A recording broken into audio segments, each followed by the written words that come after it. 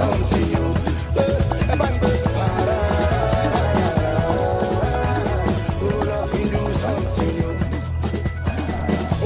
I'm trying to understand that. that. If you do something.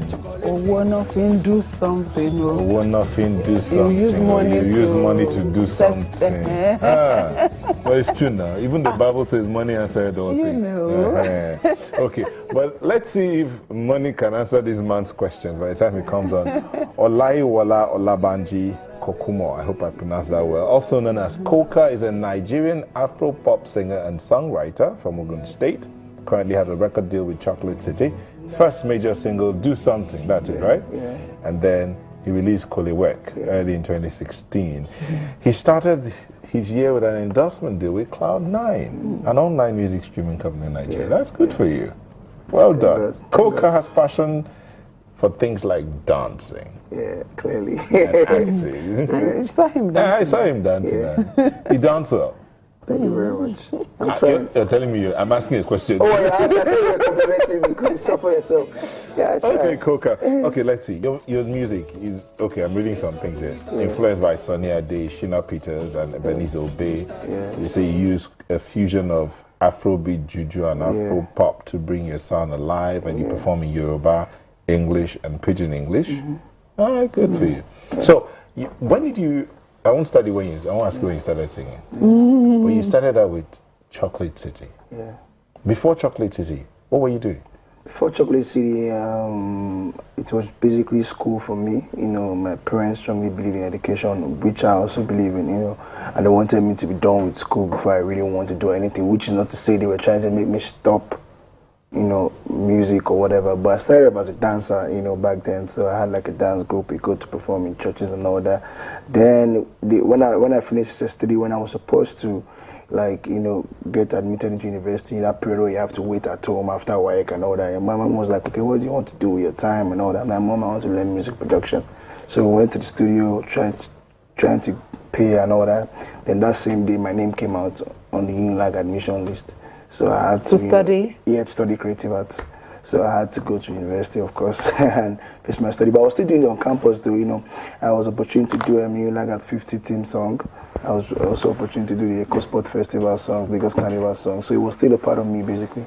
Okay, you were saying you wanted to learn music production. Yeah. So you learned to play the instruments within that period. Yeah. But I couldn't go for that because I had to go to school.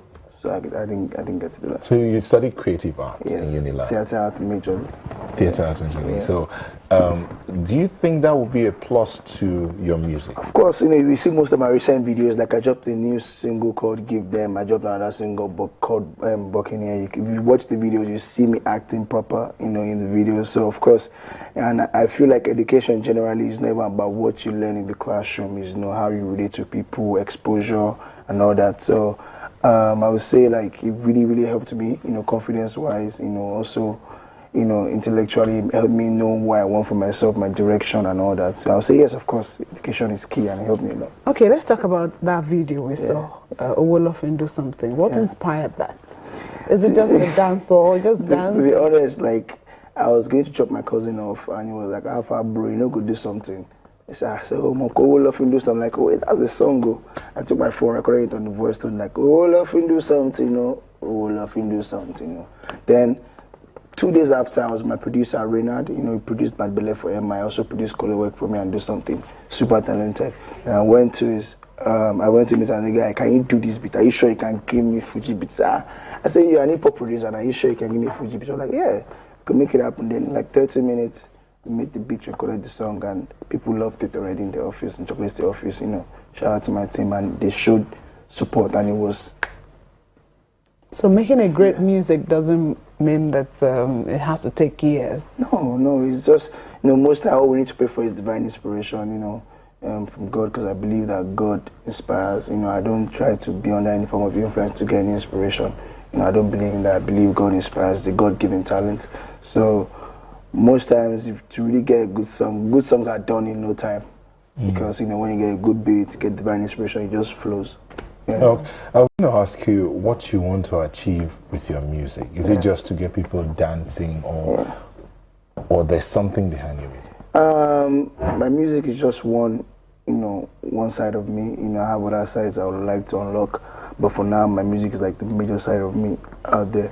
And with my music, I want to touch lives. I want to make people happy. When we say just dance, we don't know the value of making people happy. Like, happiness is everything. Not even in this kind of current situation, we are facing right now. So it's a good time to make people happy. It's a good time to make people smile. It's a good time to make families happy.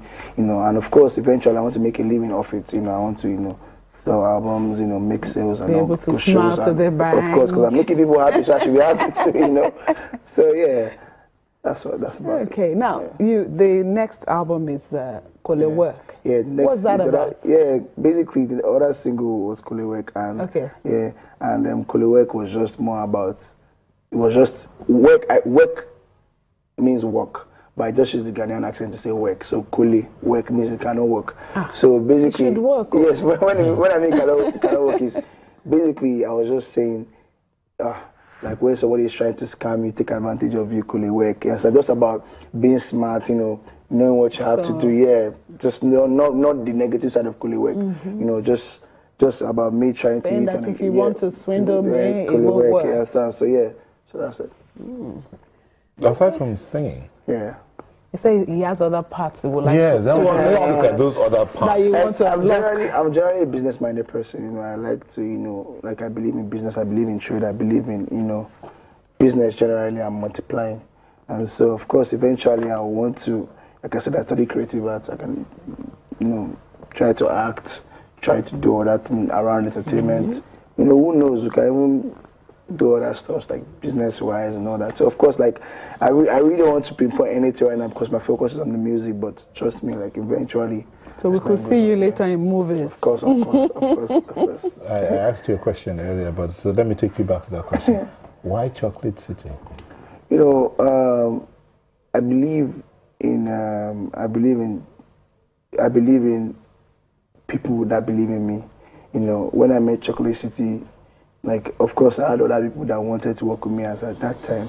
But Chocolate City has proven themselves to believe in my talent, to believe in my career, and willing to take a risk for me. And of course, Chocolate City has been there for years. They've pushed artists like M.I., Ice Prince, Jesse Jags, Brian Mo. So of course, Chocolate City they understand the business, they understand the industry, and it was really right for me to take a boost after them. You look quite young, so asking you if your parents are behind you, that if I ask you, are your parents behind you? Of course, from day one. You've dumped your degree and you're from day one. I finished in 2013. From about 2009, 2007, they've been supporting me to date. My mother is my best friend. She knows. I talk to her about everything. My dad, likewise, they've always been supportive. They pray for me, they call me, they're like, I'm watching your video right now, I love you. So it's all love, and it's only right to support your child when he's trying to achieve his dreams, and when they see it actually happening. And I'm just happy that I'm making them happy. That's all. It's sounding also good. Are there challenges that you face? Yeah, of course. Generally nothing comes easy. In terms of your experience so far. Yeah. Nothing comes easy. It's always never rosy. And like I always say, there's never a perfect situation. Just try to make the best out of every situation. So what's one outstanding challenge that you faced? Yeah, at some point in my career, one of the major challenges was, financial backing and also music circulation. It's not easy to get your song across, no matter, even if you have a good music, if you don't have the right platform and the right means to push, nobody will hear it. So it was very difficult. At that point when I had songs I could call good then, but didn't have the means to put it out there, it was very frustrating, very difficult. But how would you like to be seen? I mean, do you want to be seen as a star, a hip hop star, or you also want to be seen as a human being? How would you want people to treat you? I'd rather be seen like a human being, even though I know it won't be so easy to be seen that way after being seen, on TV or as an artist, because people just perceive you as a star. But I would like to treat people, my fellow people, like human beings. Because I believe how you want to be treated is how you should treat other people. So I try to treat everybody fairly, and also put myself into consideration in the process. So of course I would like to be seen as a human because that's the best way to be seen. Because that way, that I can make mistakes I can fall, I can rise, because we learn every day. Because people expect to see perfections in stars. So what do you think about the acceptance of your music and so far? So far it's been amazing, it's been mind-blowing. It's only a stepping stone to where we want to get to, you know. I only pray for more bigger things, and I always challenge myself to make sure that my next is better than my previous. I always try to make sure that everything I do is bigger than whatever I must have done, and I can only say it's the grace of God. And the year is just starting, so what plans are there? I started the year with a new video out, the love song out already, came out about 2 weeks ago, doing well already on charts. Love song? Yeah, it's a love song. Okay. Yeah. But I'm saying Jo Ma Bokini means it's a song advising, you know, the young ladies out there that please don't take it off for nobody but the right person. That's what we're trying to preach. More like a positive message. Yeah.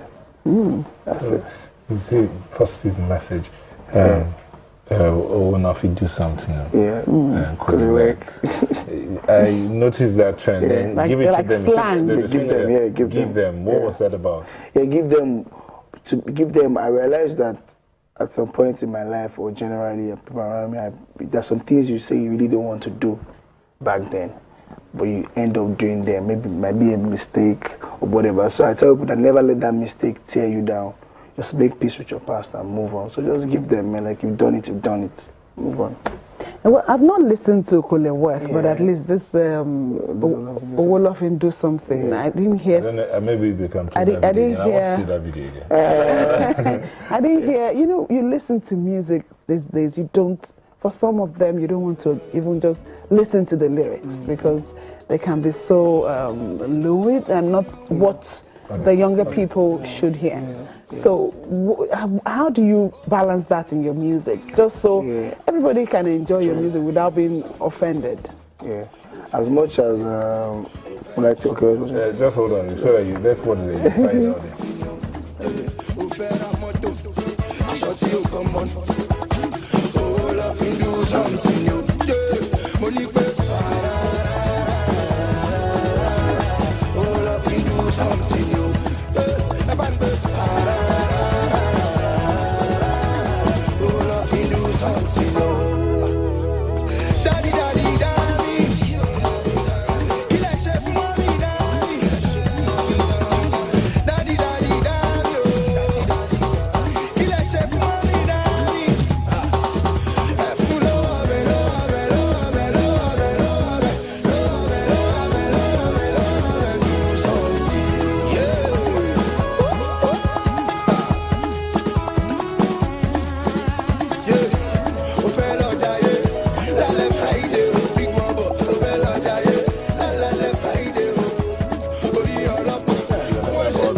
The fact that she was the question about the fact that some people will not want to watch a video or listen because of the lewd language and pictures sometimes. Yeah, I feel like, you know, that's a side to it, and it's not easy as an artist to try and balance your audience, you know, because you have old people or the older generation listening to you, have the younger generation, and so you have to like do something that will cut across almost all generations, which cannot be easy sometimes. Sometimes the content might be right, but the video might not be right for the older generation. Sometimes the video will appeal to the younger generation. Maybe I should ask, what is it behind those kind of videos where you see females, you know, almost naked? I feel like, you know, everybody is responsible for their creativity, and everybody should be allowed to express their creativity in different forms, which is not to encourage any kind of creativity. And even at that, sometimes we can't say every video looks like that. There are some videos that are not like that, you know. If you look at even Asha's video and some other people's video, you can see that it's not like that. But these ones we're talking about, it's probably because the director felt like he needed this to sell this song. Okay, just hold it there. When we come back, we'll talk about the videos and how some are there. We'll talk about this. We'll be back shortly. Don't worry.